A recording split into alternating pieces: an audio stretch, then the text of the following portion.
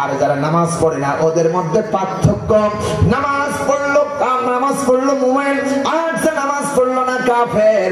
আল্লাহর নবীজি বলেছেন নামাজ এমন একটা গুরুত্বপূর্ণ ইবাদত, বান্দা যখন নামাজের জন্য ওযুর ব্যবস্থা করে ওযু করতে থাকেন। নবীজি বলেছেন ওযু হয়ে গেল, সম্পূর্ণ হয়ে গেল, নামাজ যেমন একটা ইবাদত, ওযু সম্পূর্ণ হয়ে গেছেন, পড়তেছে আশহাদু আল্লা ইলাহা ইল্লাল্লাহু ওয়াহদাহু লা শারীকা লাহু ওয়া আশহাদু আন্না মুহাম্মাদান আবদুহু ওয়া রাসূল। কোন বান্দা যদি না ওযুর পরে কালেমা শাহাদাত পড়ে, তার ব্যক্তিগত জীবনের গুনাহ খাতা তো মাফ হয়ে যায়, আর আল্লাহর 8টা জান্নাতের দরজা আল্লাহ রাব্বুল আলামিন খুলে দেন। সেই দরজা দিয়ে প্রবেশ করে ইচ্ছু সেই দরজা দিয়ে সে জান্নাতে যেতে পারবে। চিল্লায় বলেন ঠিক কিনা? আমি এই নামাজ নিয়ে একটা ইসলামিক গান বানিয়েছিলাম, আমার হাতের লেখা। বলবো নাকি? বলেন, বলবো নাকি? শুনবা কারা কারা? 2 হাত তুলে দেখাও। লিল্লাহি তাকবীর, লিল্লাহি তাকবীর। হাত নামাও। আমার দেশের একটা নায়ক ছিল, চিত্র জগতের নায়ক। নায়কের নাম হলো মান্না। কি? মান্না। আচ্ছা, মান্নার ছবি দেখছেন কারা কারা? দেখে হাত তোলেন। হাই হাই হাই, সর্বনাশী কথা বলছে কি? সর্বনাশী কথা। যারা দেখছেন জোশে তুলছেন আপনারা হাত। খুব মজা লাগতেছে। খারাপ লাগতেছে, তাই না? খারাপ লাগতেছে প্রিয় ভাই সব। তো মান্না উনি একটা চিত্র জগতের গান গাইছিল, মারেনি একটা গান গাইছিল। ওনার কলি ছিল কম যে আম্মা জান, আম্মা জান, বুকের খনি আম্মা জান, পানের খনি আম্মা জান। ঠিক না ঠিক? উনি সুর দিল কিভাবে? ওই চিত্র জগতের যারা গায়ক এবং যারা শিল্পী, তারা এই গানের সুর দিয়েছিল এইভাবে। ওইটাই আমি নকল করে ইসলামের সঙ্গীত করে নামাজ সম্পর্কে বানিয়েছি। মান্না গাইছিল আম্মা জান, আম্মা জান, আম্মা জান। কথা কয় না? সুর আছে না? আম্মা জান, আম্মা জান, আম্মা জান, আম্মা জান, আম্মা জান, বুকের খনি আম্মা জান, পানের খনি আম্মা জান। আরে ভাই, চিত্র জগতের না, গোটা পৃথিবী যদি কোনো শিল্পী, গানের শিল্পী থাকতাম, আমি ওই স্কলারের মধ্যে একজন থাকতাম। কথা বলে না ঠিক কিনা? না, আমার ভয়েস কম দেন নাই, আমি গলা ভাঁজ করে যেদিক নিয়ে যাবো ওইদিকেই যাবো। বলেন আলহামদুলিল্লাহ। রে ভাই সব, ওইটারে আমি পরিবর্তন করে যেটা সাংস্কৃতিক, ওইটা যেহেতু চিত্র জগতের গান আর আমি সাংস্কৃতিক করেছি, ওইটার ব্যাপার নিয়ে আমি বলবো। ভাইয়া জান, ভাইয়া জান, ভাইয়া জান, ভাইয়া জান, ভাইয়া জান, ও ভাইয়া জান, আজান হলে নামাজেতে যান। ভাইয়া জান, ভাইয়া জান, ভাইয়া জান, ভাইয়া জান, ভাইয়া জান, আজান হলে মসজিদেতে যান। ভাইয়া জান। আল্লাহু আকবার। নামাজ হলো আল্লাহর হুকুম, আল কোরআনে বলে রে, আল কোরআনে বলে। কাফের মুসলিম পার্থক্য যে নামাজের মাধ্যমে। এই কথাটি বলছে হাদিসে নবী দু জাহান। ভাইয়া জান, ভাইয়া সবাই, ভাইয়া জান, ভাইয়া জান, ভাইয়া জান, ভাইয়া জান, ভাইয়া জান, ভাইয়া জান, আজান হলে মসজিদেতে যান। ভাইয়া জান, ভাইয়া জান, ভাইয়া জান। কি মেলে? জোরে বলেন।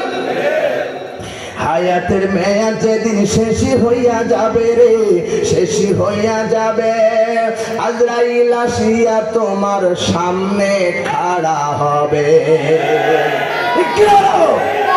হায়াতের মেয়াদ যেদিন শেষ হইয়া যাবে রে, শেষ হইয়া যাবে, আজরাইল আসিয়া তোমার সামনে খাড়া হবে। তোমার রূহ কানা নিয়ে যাবে, কারো বাধা মানবে না।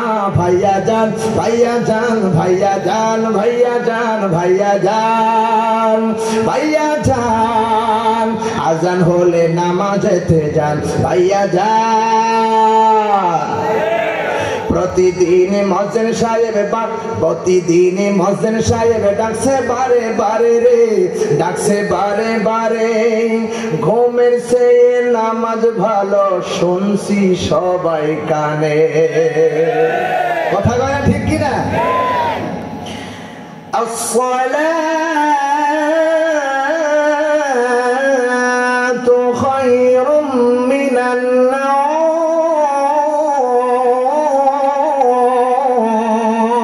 النوم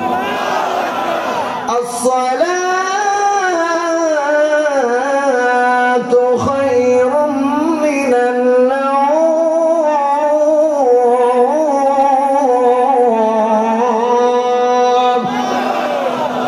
ঘুম হইতে নামাজ নুম হইতে নামাজ প্রতিদিন ইমাম সাহেব ডাকছে বারে বারে রে ডাকছে বারে বারে ঘুমের চেয়ে নামাজ ভালো শুনছি সবাই কানে আজান শুনে জবাব দিয়ে আজান শুনে জবাব দিয়ে মসজিদেতে যান ভাইয়া যান ভাইয়া যান ভাইয়া যান ও ভাইয়া যান আজান শুনে মসজিদেতে যান ভাইয়া যান ভাইয়া যান ভাইয়া যান আজান হলে নামাজেতে যান ভাইয়া যান পাঁচ ওয়াক্ত নামাজ যারা জামাতে পড়িবে রে জামাতে পড়িবে তিনটা পুরস্কার আল্লাহ দুনিয়াতেই দেবে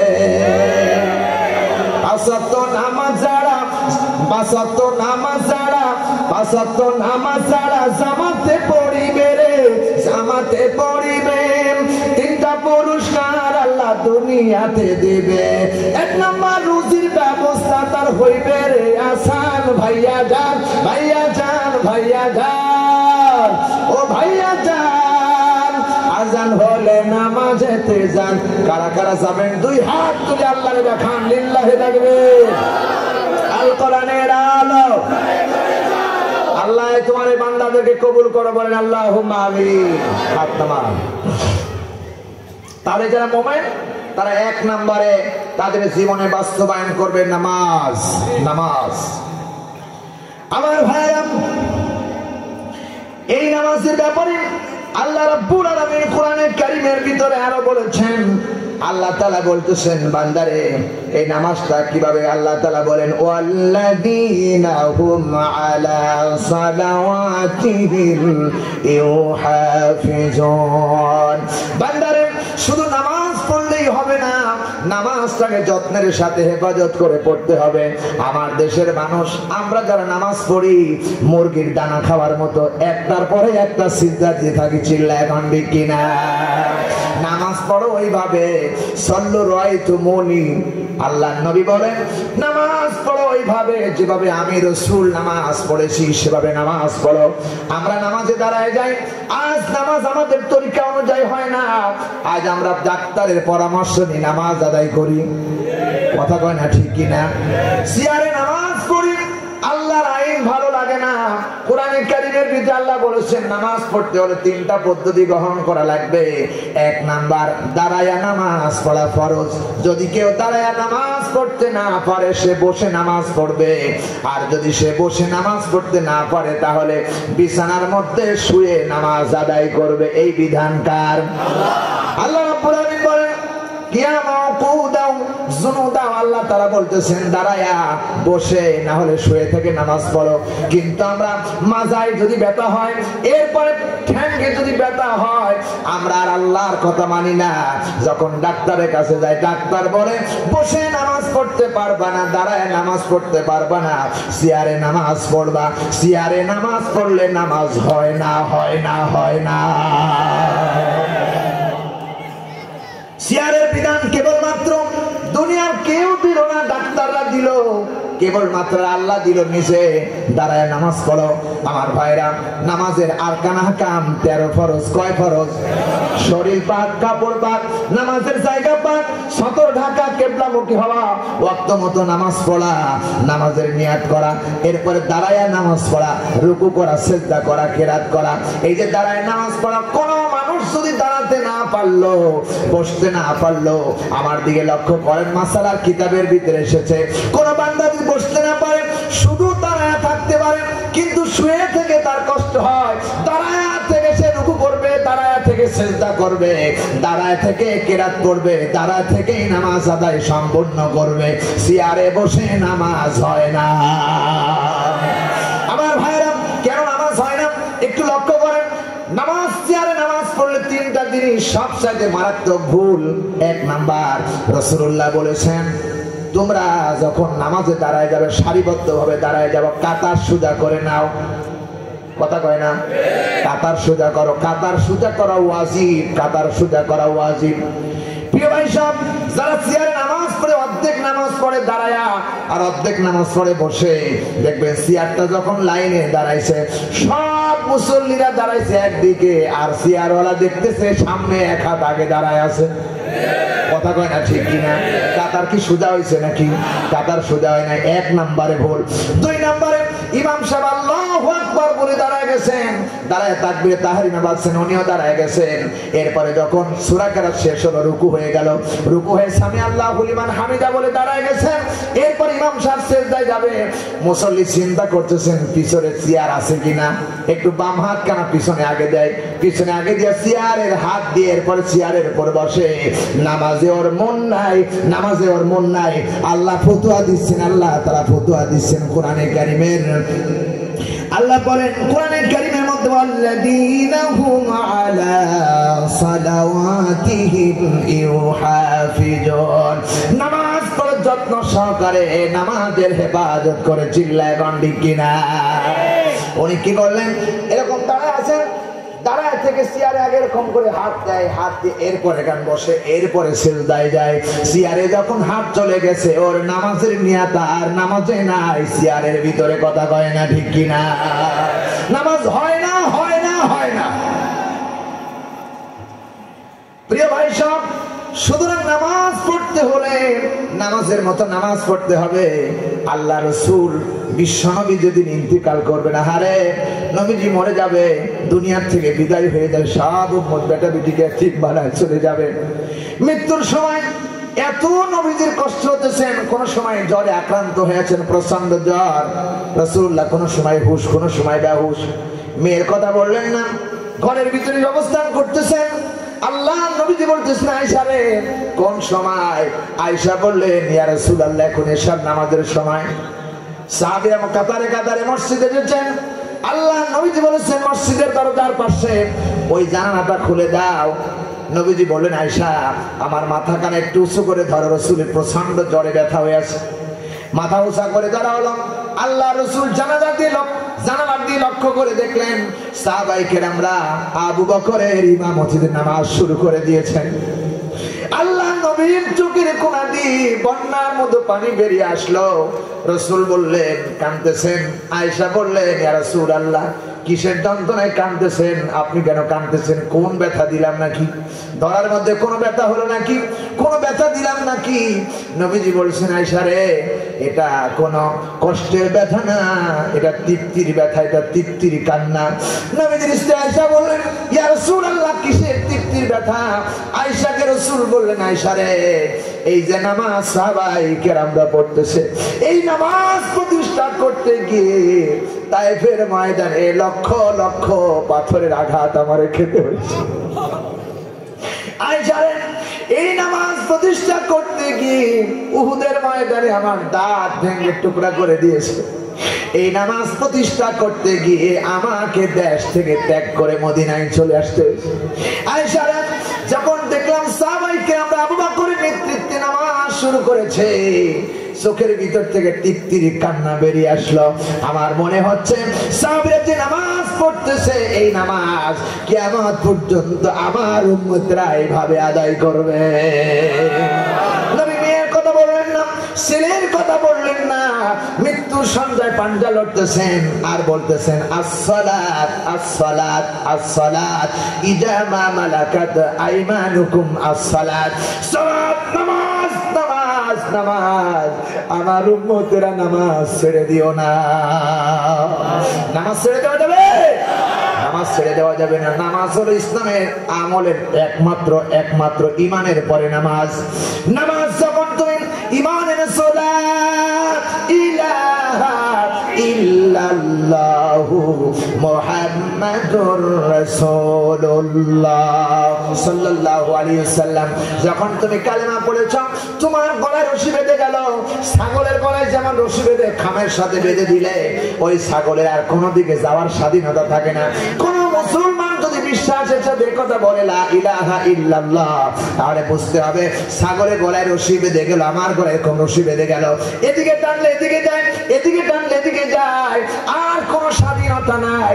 এখন ইন্নাস সালাতি ওয়া নুসুকি ওয়া মাহইয়ায়া ওয়া মামাতি লিল্লাহি রাব্বিল আলামিন, আমার নামাজ, রোজা, হজ, যাকাত, উঠা বসা, শয়নে স্বপনে, ভটাভটি, ক্যাম্পেইন, মিছিল, মিটিং যা হবে এখন আল্লাহর কোরআনের অনুযায়ী হওয়া লাগবে। চিল্লায় এখন ঠিক কিনা? এই জন্যই নামাজ কোরআনের কারিমের ভিতরে আল্লাহ রাব্বুল আলামিন বলেছেন ইন্নাস সালাতা তানহা আনিল ফাহশাই ওয়াল মুনকার, নিশ্চয়ই নামাজ অন্যায় অশ্লীল কাজ থেকে মানুষকে ফিরায় রাখতে পারে। ঠিক কি না আমার ভাইরা? কিন্তু আমরা নামাজ পড়ি ওজনে কম দেই, নামাজ পড়ি খাদ্যে ভেজাল দেই, নামাজ পড়ি মানুষ হত্যা করি, নামাজ পড়ে এদেশের সম্পদ লুট করে বিদেশে পাচার করি। কথা কয় না ঠিক কিনা? তার মানে কি? নামাজ পড়েছেন, হজ করেছেন, টুপি পড়েছেন মাথায়, এরপরে কি পড়েছেন? মাথায় পট্টি বেঁধেছেন, তসবিহ হাতে নিয়েছেন, তসবিহ হাতে নিয়ে নামাজের ঘোষণা দিল, তসবিহ হাতে নিয়ে বুঝাতে চান আমি ভালো মানুষ, আমি খুব সুবিশাল মানুষ, কিন্তু দেখা যায় স্বার্থ হাসিলের জন্য মানুষ হত্যা করতে ওই নামাজির বাধে না। ঠিক কিনা বলেন? আমি ওইদিকে যাচ্ছি না। আবার বলবেন হুজুর রাজনৈতিক কথা বলেন, আল্লাহর কসম করে বলি রাজনীতি বলা হয়, রাজার নীতিকেই বলা হয় রাজনীতি। কথা বলে না কেন? রাজার নীতি হলে কোরআনে কারীম, আল্লাহ রাব্বুল আলামিন কোরআনে কারীমের মধ্যে বলেছেন ইন্না আনজালনা ইলাইকাল কিতাবা বিল হক লিতাহকুমা বাইনান নাসি বিমা আরাকাল্লাহ ওয়া লা তাকুন লিল খাইনিনা খাসিমা। ও নবী আপনি শোনায় দেন, ও আমার হাবিব শোনায় দেন, ইন্না আনজালনা ইলাইকাল কিতাবা লিতাহকুমা বাইনান নাস, এই কোরআন শরীফ আমি কেবলমাত্র পাঠিয়েছি, নাজিল করেছি সব কাজের সমাধান দেওয়ার জন্য। চিল্লায় বলেন ঠিক কিনা? মানুষ কিভাবে রাজনীতি করবে সেটা কোরআনের ভিতরে রয়েছে, মানুষ কিভাবে স্ত্রীর সাথে বসবাস করবে সে কথা কোরআনে রয়েছেন, মানুষ চুরি করলে কি হবে এ কথা কোরআনের মধ্যে রয়েছে। আজ বাংলাদেশে হাজারো মানুষ জনগণের সম্পদ চুরি করে বিদেশে পাঠালো, কোরআন দিয়ে যদি বিচার হতো আগামীতে আর একটা চোর বাংলাদেশে পাওয়া যাইত না। ঠিক কিনা আমার ভাইরা? আজ এই চট্টগ্রাম তাফসীর মাহফিল থেকে তোমাদেরকে আহ্বান জানাতে চাই, প্রত্যেকে ফেসবুকে দাবি জানাও, প্রত্যেকে ফেসবুকে দাবি জানাও কালামানিকের এই ছবিটা যেন কলার পাতার উপরে শুয়ে আছে, এই ছবিটা যেন প্রত্যেকটি আদালতের মাথার উপরে রাখা হয়। কথা বলেন ঠিক না ঠিক? কারণ হলো এই বিচারপতি যিনি এভাবে রায় লিখেছেন মাওলানা সাইদির বিরুদ্ধে, এই রায় লেখার কারণে আল্লাহ বরদাস্ত করে নাই, পালাতে ছিল, কলার পাতার পরে আচ্ছা কায়দায় পিটায়া শোয়া রাখছে। ঠিক কিনা ভাইরা আমার? যেভাবে তিনি ধরা পড়ে গেল, এইভাবে যিনি এভাবে পড়ে থাকলেন, কলার পাতার পরে শুয়া রাখলেন, এর মানে হলো কি? বোঝাতে চাই যে ইন্না আনজালনা ইলাইকাল কিতাবা লিতাহকুমা বাইনান নাস বিমা আরাকাল্লাহ, যেভাবে আল্লাহ বলেছেন সেইভাবে বিচার করো। বিমা আরাকাল্লাহ, বিমা আরাকাল্লাহ, আল্লাহ যেভাবে বলেছেন সেইভাবে করো। যদি করতে পারো তোমার মান সম্মান আল্লাহ রাখবে, আল্লাহ যেভাবে করেছে যদি করতে না পারো তোমার মান সম্মান আল্লাহ রাব্বুল আলামিন বরদাস্ত করবে না, মান সম্মান নষ্ট করে দিতে পারে কে? ওই কালামানিকের ছবি যদি আজ প্রত্যেকটি আদালতের ভিতরে রাখা হয়, যারাই বিচারপতি হবে, যারাই বিচার করবে ওর দিকে তাকাবে আর চিন্তা ফিকির করবে এই অবস্থা আমারও জনগণ করবে। ঠিক কিনা বলেন? প্রিয় ভাই সাহেব, সুতরাং এই কোরআনে কারীম আল্লাহ রাব্বুল আলামিন এমনি পাঠান নাই, কোরআনে কারীম পাঠিয়েছে কেবলমাত্র মানবতার কল্যাণের জন্য। চিল্লায় বলেন ঠিক কিনা? এই কোরআনের সঙ্গে আমরা আসি না নাই? জোরে বলেন আসি না নাই? সোনার ভাইরা, সুতরাং আল্লাহ রাব্বুল আলামিন বলেন মুমিন তো তারাই যারা কেবলমাত্র মাত্র নামাজ পড়বে আর এই নামাজ অন্যায় অশ্লীল কাজ থেকে মানুষকে ফিরায় নিতে পারে। যদি নামাজের মতো নামাজ হয় অন্যায় করতে পারবে না, কারণ নামাজ পড়েছেন বান্দা, নামাজের রুকু ঠিক হয় না, সিজদা ঠিক হয় না, এই জন্য জুতা হারানো মসজিদ থেকে বন্ধ হয় না, ঠিক কি না? আর জুতা হারিয়ে যায়, মুসলমান নামাজ পড়তে গেছে জুতা হারায়, জুতার জন্য আলাদা বাক্স করতে হয় মসজিদের ভিতরে। কেন? কারণটা হলো আমার আপনার নামাজ এখনো হয় নাই। আল্লাহর কসম করে বলি, বাইতুল মুকাররম মসজিদ এত বড় বাংলাদেশের সর্ববৃহত্তম মসজিদ, যেই মসজিদের ইমাম সাহেব এতদিন যার পিছনে নামাজ পড়েছে, এই লোকটা ছিল সরকারের স্পষ্ট দালাল। কত মানুষের নামাজ নষ্ট করেছে। হাসিনা যেদিন থেকে পালাইছে, ও পালাইছিল। ইমাম সাহেব যদি, মসজিদের ইমাম সাহেব যদি পালাতে হয়, ও কিসের ইমাম? ও শয়তানের দাদা। কথা কয় না, ঠিক কিনা? প্রিয় ভাই সব, এই মাদ্রাসার হাফেজ সাহেব যদি এখান থেকে পালিয়ে যায়, বিশ্বাস করতে হবে কোন না কোন দুর্নীতি তার ভিতরে আছে। কথা কয় না, ঠিক কিনা? জনগণের হাতে ধরা খাইলে তখন বুঝবা কি অবস্থা। প্রিয় ভাই সব, সুতরাং উদাহরণ দিচ্ছি যে যে মসজিদের ইমাম সাহেব পালাতে হয়, তাহলে অবশ্যই বুঝবা ওই মসজিদ থেকে অনেক কিছু তার দ্বারা স্বৈরাচারী করা সম্ভব হয়েছে, ঠিক না ভাই? সুতরাং আগামী নির্বাচনে ইমাম নিযুক্ত করতে হবে আলেমদেরকে। জোরে বলো আমার ভাইরা, শুনে রাখো, আগামী নির্বাচনে যদি বিএনপি গভর্নমেন্ট, সেই গভর্নমেন্টের শহীদ প্রেসিডেন্ট জিয়াউর রহমানের কলিজার টুকরো সন্তান তারেক জিয়া বাংলাদেশে আসে, আর নির্বাচন করে যদি পার্লামেন্টের সরকার হয়, আর উনি যদি আমাদেরকে কোরআন দিয়ে বাংলাদেশের পার্লামেন্ট চালায়, তাহলে তারপরে যদি কোনো জুলুম আসে, নির্যাতন আসে, আমি শাহাদাত হোসেন বারিক কথা দিচ্ছি, তার ডানে বামে পিছনে জান দেওয়ার জন্য বাংলার 16-18 কোটি মানুষ প্রস্তুত থাকবে। কথা বলো, ঠিক কিনা? তোমাকে বলা হচ্ছে রাহবার, তোমাকে, তুমি যদি বাংলার পার্লামেন্টে আসো, পার্লামেন্টে আসার সঙ্গে সঙ্গে আইন জারি করবা, আগামী দিন থেকে 5 ওয়াক্ত নামাজ যাদের প্রতি ফরজ হয়েছে বাধ্যতামূলক পড়তে হবে। যদি আইন পাস করতে পারো কোরআনের, তবে তোমাদের সাথে আমরা আছি। আর যদি তুমি কোরআনের বিরুদ্ধে পাস করার পরে যদি কোনো অবস্থান গ্রহণ করো, বাংলার তাওহীদি 16 কোটি মানুষ তোমাকে জুতা পিটা করে দেশ থেকে বিদায় করবে, ঠিক কি না? সে যদি জামাত ইসলামের নেতা হয়, সে যদি আমার বাবাও হয়, সে যদি আমি শাহাদাত হোসেন বারী হই, কোরআনের পার্লামেন্টে এরকম আলেম যদি যায়, যদি অন্যায় কাজ করে, আপনার পায়ের জুতা দিয়ে তার মুখের উপরে মারবেন, চিল্লায় বলতে কিনা? কারণ বাংলাদেশের পার্লামেন্ট সর্ববৃহত্তম একটি পবিত্র জায়গা, ঠিক কিনা? সেখানে অনেক টাকা পয়সা আছে, অনেক লক্ষ লক্ষ টাকা। আমার বন্ধুগণ, আমানতদার যদি না থাকে, ইমানদার যদি না হয়, টাকা পাচার করতে পারবে না। তাই আমাদের দেশের নেতাবর্গরা সব পালাইছে, সব পালালো। কেন পালালো? ওরা বুঝতে পারছে না আমরা যা করেছি ভালো করি নাই। তাই তো মিজানুর রহমান আজহারী বলেছিলেন, এক দলে খাইছে আর এক দলে খাওয়ার জন্য প্রস্তুতি নিচ্ছে, ঠিক কিনা? খাওয়ার জন্য বাংলাদেশ নয়। তুমি যদি পার্লামেন্টের একজন সদস্য হও, মাওলানা দেলাওয়ার সাইদি সাহেব পার্লামেন্টের সদস্য হওয়ার পরে স্পিকারের কাছে যখন পার্লামেন্টে ঢুকতে হতো, তখন স্পিকারের সামনে মাথা নত করে ঢুকতে হতো। মাওলানা দেলাওয়ার সাইদি সাহেব যখন পার্লামেন্টের সদস্য হলেন, সেই পার্লামেন্টে যখন তিনি ঢুকতেছেন, মাথা কারো কাছে নত করেন নাই, মাথা উঁচা করে পার্লামেন্টে ঢোকা হলো। পার্লামেন্টের সদস্যরা এবং যিনি স্পিকার ছিলেন তিনি বললেন, আপনি কেন মাথা নত করে পার্লামেন্টে প্রবেশ করলেন না? তিনি দাগ্ধ কণ্ঠে বলেছিলেন যে আমি একমাত্র এক আল্লাহ ছাড়া অন্য কারো কাছে মাথা নত করা জায়েজ নাই। ঠিক কি হলো?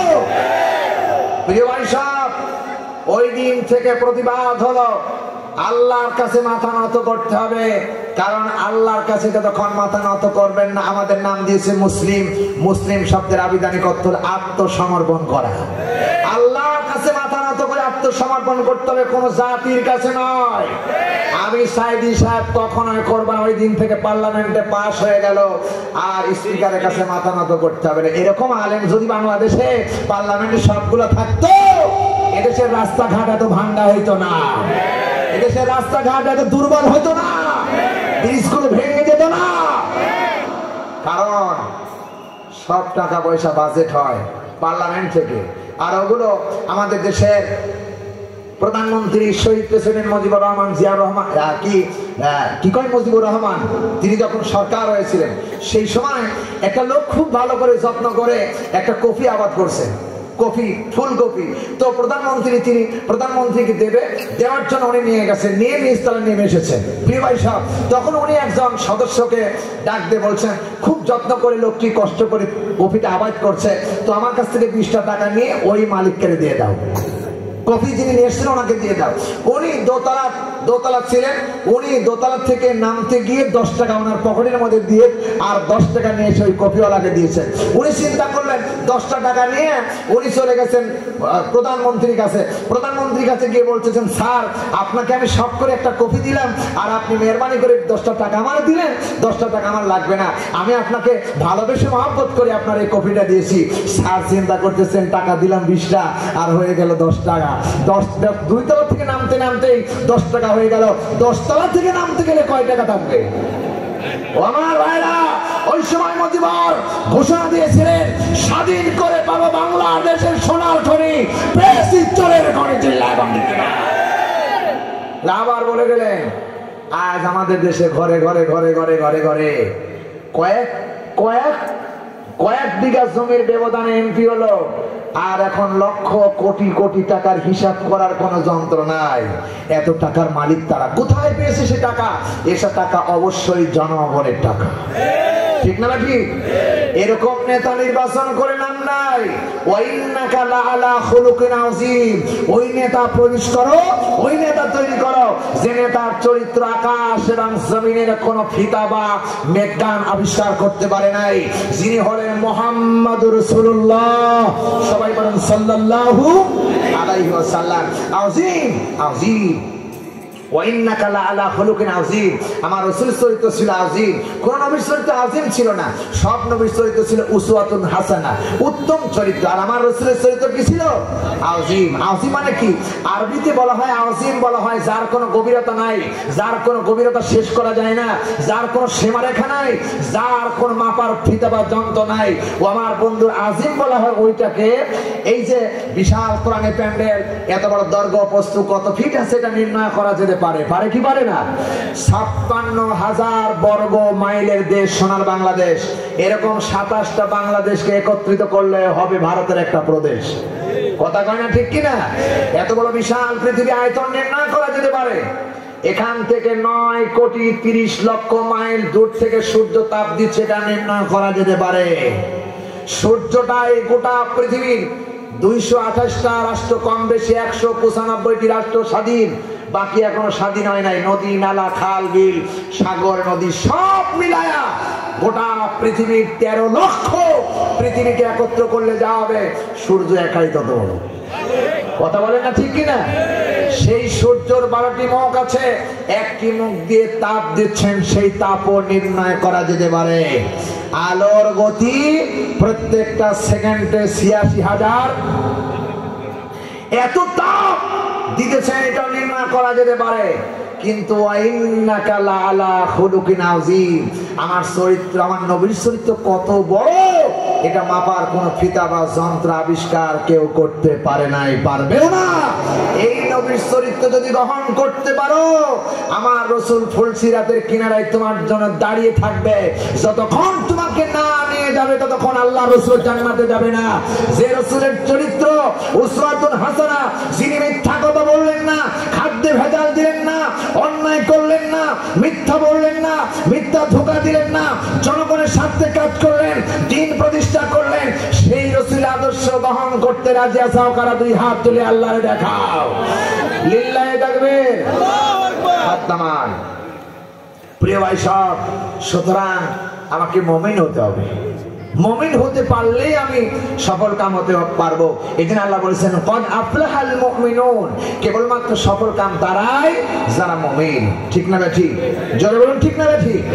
সুতরাং আমার ভাইরা, এই মুমিনদের জানার মাল আল্লাহ রাব্বুল আলামিন কিনে নিয়েছেন। কোরআনে কারীমের ভিতরে আল্লাহ তাআলা বলতেছেন বান্দারে কিভাবে আল্লাহ কিনে নিলেন। আল্লাহ তাআলা বলতেছেন বান্দা, মুমিনদের জানার মাল আমি আল্লাহ রাব্বুল আলামিন কিনে নিয়েছি ওই জান্নাতের বিনিময়, যে জান্নাতের ভিতরে আল্লাহ রাব্বুল আলামিনের ফেরেশতারা বারবার সালাম দিতে থাকবে, চতুর্দিক থেকে আসবে সালাম। মনে আছে আপনাদের? আল্লাহ তাআলা বলেন ওই জান্নাতের বিনিময়ে আমি আল্লাহ তোমাদের জান আর মাল খরিদ করেছি। আলা আলা সুরুরিম মাউদুনা, জোরে বলেন আল্লাহু আকবার। আল্লাহ রাব্বুল আলামিন ১৫০০ বছর আগে বলেছেন বান্দা লক্ষ্য করে শোনা লাগবে। আল্লাহ বলেন বান্দারে, যেই জান্নাতের বিনিময়ে আমি তোমাদের জানার মাল খরিদ করেছি, যেই জান্নাতের ভিতরে তোমার আমার বসার জন্য কোনো কাঠের চেয়ার থাকবে না, কোনো প্লাস্টিকের চেয়ার থাকবে না, কোনো আমার বন্ধুগণ কোনো কিংবা লোহার চেয়ার থাকবে না। যেই জান্নাতের ভিতরে বান্দাকে বসার জন্য আল্লাহ তাআলা চেয়ার দিবেন, কুরসিয়ন মানে চেয়ার দিবেন, সেটা ডাইরেক্ট আল্লাহ তাআলা সোনা দিয়া বানায় রাখছে। আল্লাহু আকবার। সোনা দিয়ে বানানো সেই চেয়ারের মধ্যে বসে থাকবেন। কিভাবে বান্দা বসে থাকবে সে কথা আল্লাহ কোরআনে কারীমের মধ্যে বলেছেন, মুত্তাকিনা আলাইহা মুতাকাবিলিন। আমি যেমন করে বসে আছি আপনারা যেমন আমার দিকে তাকিয়ে আছেন, আল্লাহর কসম করে বলি এইভাবে বান্দা পাশাপাশি এরকম বসে বসে আল্লাহর জান্নাতের ভিতরে হাসতে থাকবে। যেমন আল্লাহু আকবার। সেই জান্নাতের বিনিময়ে আল্লাহ রাব্বুল আলামিন মুমিনদের জানার মাল কিনে নিয়েছেন। আল্লাহ এরপরে বললেন ওই জান্নাতের বিনিময়ে আমি মুমিনদের জানার মাল কিনে নিয়েছি। খালিদিনা ফিহা লা ইয়াবগুনা আনহা হিওয়ালা। আমার ভাইরা, আল্লাহ বলেন ওই জান্নাতের বিনিময়ে মুদিখানার দোকানে যাবেন, মুদিখানার দোকানে গিয়ে আমার বন্ধুগণ মুদিখানার মাল মুদিখানার দোকান থেকে নিতে থাকবেন। সব মুদিখানার মাল পাওয়া যাবে এই গ্যারান্টি কিন্তু নাই। চিল্লায় কন্ডি কিনা? এরপরে ডাক্তারের প্রেসক্রিপশন নিয়ে ডাক্তারের ওষুধের দোকানে গিয়েছেন, সব প্রেসক্রিপশনে যা লেখা আছে এটা পাওয়া যেতেও পারে, নাও পারে, সন্দেহ আছে। কিন্তু আল্লাহ রাব্বুল আলামিন বলেন কোন মুমিন বান্দা যদি জান্নাতে যায় ওই জান্নাতের ভিতরে খালিদিনা ফিহা লা ইয়াবগুনা আনহা হিওয়ালা, যা বান্দার ইচ্ছা সব ওই জান্নাতের ভিতরে পাওয়া যাবে। আল্লাহু আকবার। সেই জান্নাতে যেতে চান কারা কারা দুই হাত তুলে দেখান। লিল্লাহি তাকবীর। আল কোরআনের আলো, আল হাদিসের আলো, লিল্লাহি তাকবীর। আমার বন্ধুগণ হাত নামান। সেই জান্নাতে যদি যেতে হয় তাহলে আমার আপনার জীবনের সবটুকু আল্লাহকে দিতে হবে। কেবলমাত্র আল্লাহ জান, এই যে জান আর মাল কিনে নিলেন, জানের একটা অংশ হলো হাত, জানের একটা অংশ হলো চোখ, জানের একটা অংশ হলো পা, জানের একটা অংশ হলো আত্মা। এগুলো যখন আপনার বিক্রয় করে দিয়েছেন, আল্লাহ রাব্বুল আলামিন বলেন বান্দারে এগুলো আপনার না, এগুলো আমার না, এগুলো সব কেবলমাত্র মালিকানা একজনার, তিনি কে? আরো জোরে বলেন। আল্লাহ রাব্বুল আলামিন বলেন ওয়ালিল্লাহি মা ফিস সামাওয়াতি ওয়া মা ফিল আরদ ওয়া কাফা বিল্লাহি ওয়াকিলা। আল্লাহ বলে বান্দা শুনে রাখো, এত বড় বিশাল আকাশ আর জমিন, এর মধ্যে যা কিছু আছে সব আমি আল্লাহ রাব্বুল আলামিনের, আর এগুলো সব আমি আল্লাহ নিয়ন্ত্রণ করেছি। এখন ঠিক কিনা? হাত কে নিয়ন্ত্রণ করেন? জোরে বলেন।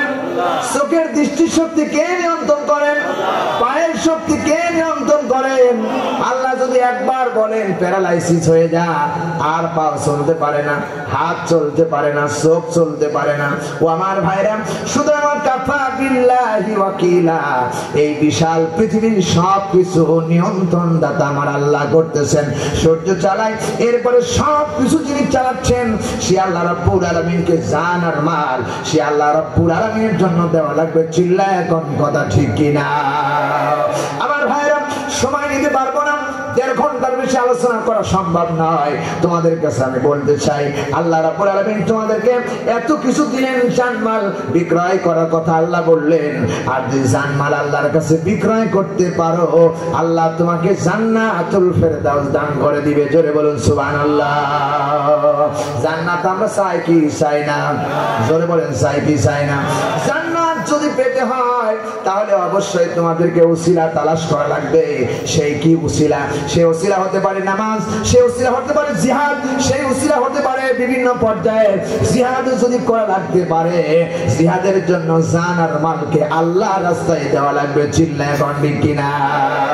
সাহাবায়ে কেরামরা জান আর মাল দিয়ে সংগ্রাম করেছেন, আমাদেরকে করতে হবে, ঠিক কিনা? করতে হবে কি হবে না? আবার যদি বলেন হুজুর না আমি জিহাদ করতে পারবো না, জিহাদের ব্যাখ্যা এই না যে আপনাকে অস্ত্র ধরে মারামারি করতে হবে, অযথা মারামারি করতে হবে না। কোরআনের বিরুদ্ধে যদি কেউ কথা বলে তার বিরুদ্ধে সংগ্রাম করা আপনার জন্য ফরজ আইন, ঠিক না বেশি? আল্লাহ বলছেন ইয়া আইয়ুহান নবী, হে নবী, ওয়াজাহিদিল কুফারি ওয়াল মুনাফিকিনা ওয়াগলুজ আলাইহিম। আল্লাহ তাআলা বলেন ও নবী আপনার উপরে ফরজ করে দিলাম আপনি জাহিদ কুফারের কাফের বেঈমানদের বিরুদ্ধে আপনি শক্তভাবে সংগ্রাম করেন। এই কথা কার? আসতে বলেন কেন কার? সংগ্রাম যদি করতে হয় তাহলে আমাদেরকে সংগ্রাম করতে হবে। টাকা দিলে টাকা দিতে হবে।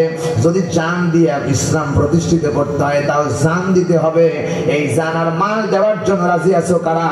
তোমাদের কাছে ব্যাগ যাবে, ব্যাগের মধ্যে মাদ্রাসার জন্য যার কাছে যা আছে 100 200 1000 2000 যে যা পারো এই মাদ্রাসার জন্য তোমাদেরকে দিতে হবে, দেওয়া লাগবে। হতে পারে দিতে, হতে পারে দেওয়ার জন্য প্রস্তুত আছো না নাই? আছো না নাই? আল্লাহ তোমাদের তৌফিক দান করুন, আল্লাহুম্মা আমিন। কারণ সাহাবায়ে কেরামদেরকে যখন রাসূলুল্লাহ বলেছেন দিনের জন্য তোমাদেরকে টাকা পয়সা দিতে হবে, আল্লাহ নবী সাহাবীরা শুধু টাকা পয়সা দেন নাই, নিজের জীবনটা আল্লাহর রাস্তায় বিলিয়ে দিয়েছেন। আমার ভাইরা, হযরত হামজা রাদিয়াল্লাহু তাআলা আনহু বিবাহ করেছেন। কি ঈমান তাদের ছিল, কি মোমেন্ট তাদের ছিল! প্রিয় ভাই সাহেব, দোয়া করে দেব ভাইরা আমার। হযরত হামজা রাদিয়াল্লাহু তাআলা আনহু বিবাহ করেছেন, বাসর ঘরে স্ত্রীর সাথে মিলন করলেন, মিলন হয়ে গেল। এবার লুঙ্গি গামছা পানি উঠালো হলো, গোসল করবেন, গোসল করতে পানির কাছে চলে গেছেন, পানি উঠানো হয়ে গেছে। এরপরে কে যেন খবর দিল আল্লাহ রাসূল জিহাদের তামান্না বেজে পড়েছে, আর ঘরে বসে থাকার সময় নাই। রাসূলুল্লাহ জিহাদের ময়দানের জন্য আহ্বান করেছেন। হযরত হামজা রাদিয়াল্লাহু তাআলা আনহু জান দিয়েছেন, মাল দিয়েছেন। হামজা কি করলেন? গোসলের ধৈর্য ধারণ করতে পারলেন না। বিবিকে ডাক দিয়ে বলে, বিবি রে, আমি রাসূলুল্লাহ জিহাদের জন্য ডাক দিয়েছেন, আর থাকতে পারি না। একটা দৌড় দিতেছেন। বিবি বললেন, পানের স্বামী গোসলটা করেছেন, আপনার সঙ্গে গোসল ফরজ হয়ে গেছে, আপনি মেহেরবানি করে গোসলটা সেরে যান। হযরত হামজা বললেন, পানের বিবি রে, গোসল করা তো ফরজ হয়েছে বুঝলাম, কিন্তু গোসল করতে গিয়ে এই সময়টুকু যদি কাফেররা আমার রাসূলকে ঘিরে ফেলে দেয় আর আমার রাসূলকে দুনিয়া থেকে বিদায় করে দেয়, আমি হামজালা কিয়ামতের দিন আল্লাহর দরবারে কি জবাব দেব? জবাব দিতে পারবো না।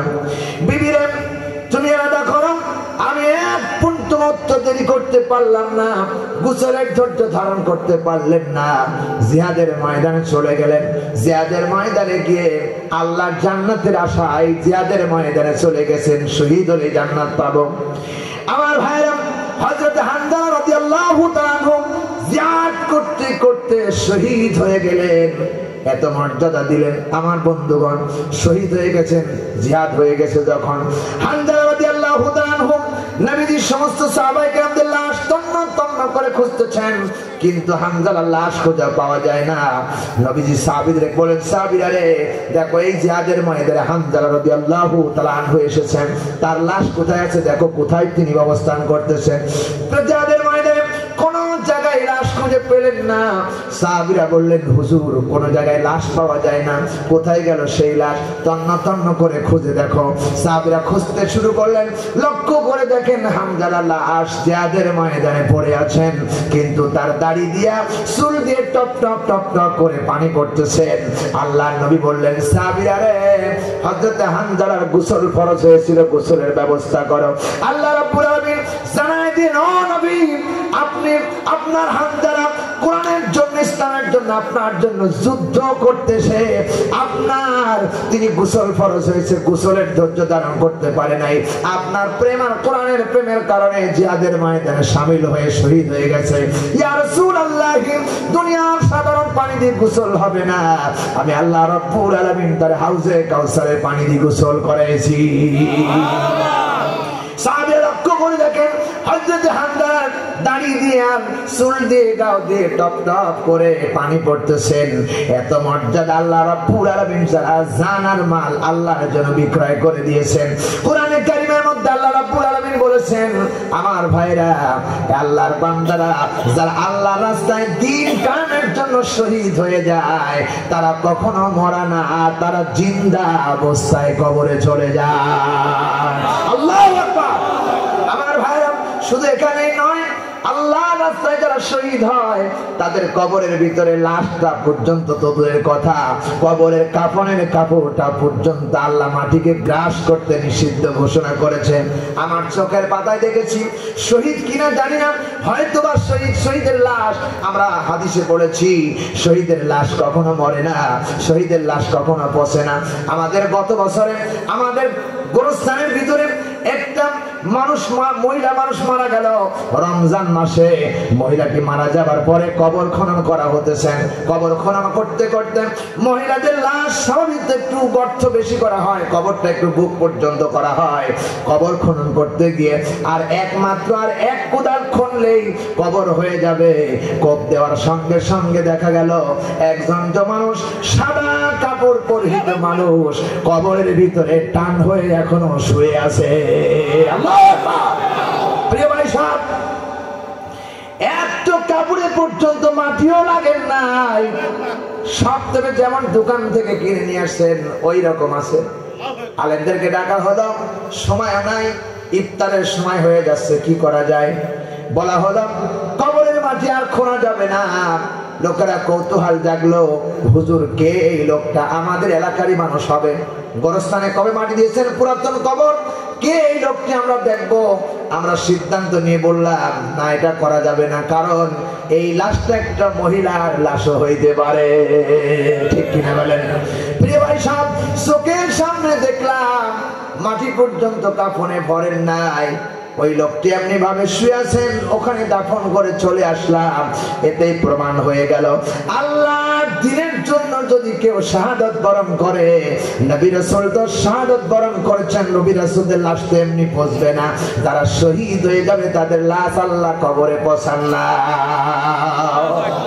প্রিয় ভাই সাহেব, আল্লাহর নবী বলেছেন, আমার ইচ্ছা হয় জিহাদ করি শহীদ হয়, আবার যদি জিন্দা হতে পারি আবার জিহাদ করি শহীদ হয়, আবার যদি জিন্দা হতে পারি আবার জিহাদ করি আবার শহীদ হই।